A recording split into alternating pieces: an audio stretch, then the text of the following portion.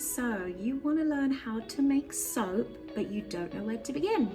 Stay tuned and I'll give you my 5 top tips. Hello everyone and welcome back to my channel. My name is Olivia. I'm the creator and owner of Pink Olive Cosmetics, and today I'm going to be sharing with you guys my 5 top tips before you make cold process soap. So a little bit of background story about me. I started making soap back in 2018.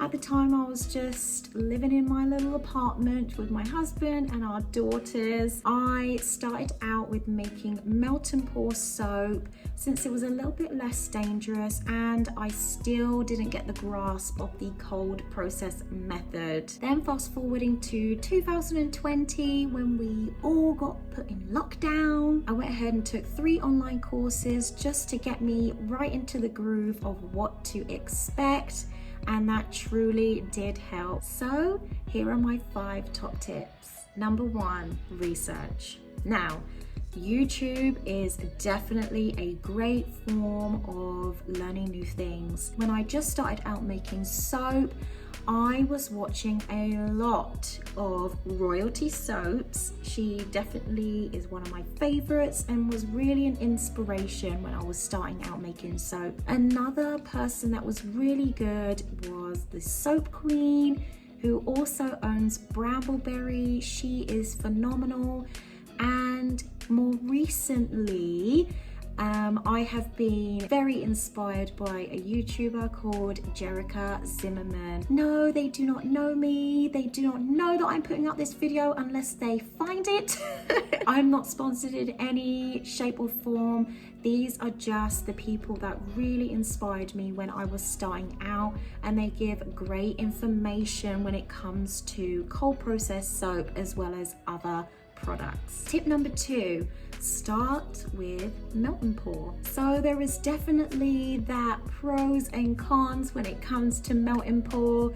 Everyone has their views on melt and pour very differently, but for me, when I started out making soap just as a hobby, it was a great way to really get familiar with what I was doing. Like I said, we was in our apartment, and cold process soap does contain hazardous products, so I wasn't able to start making cold process soap at that time.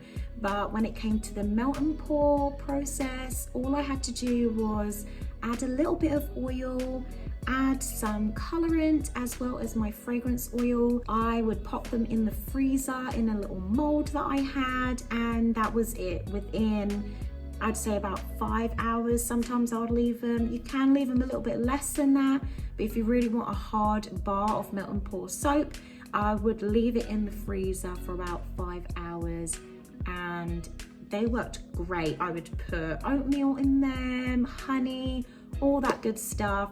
It is a great way to start when you are trying to kind of dip your toes in a little bit.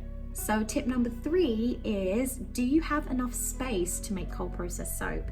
Now, it sounds a little bit silly, but when you are working with sodium hydroxide, which is a dangerous chemical, you need to make sure that you are in a well ventilated area so that you don't inhale all of those fumes. You also need to make sure that you are away from pets as well as children, just so that they are also kept safe. You also need to think about where you are going to be storing your equipment as well. So your oils, your stick blender, your spoons, your bowls, your sodium hydroxide, all the things that you need, you must make sure that you have a designated area. So do you have that space?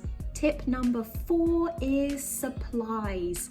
So straight off the bat, you need protective equipment. You have to protect your skin when you are making cold process soap, as well as your eyes. If this stuff gets in your eyes or on your skin, it will burn you. Don't let this, scare you or anything. It is okay, but you do have to take proper precautions when you are making cold process soap. So you are going to need your gloves, your goggles, long sleeves, as well as closed-toe shoes.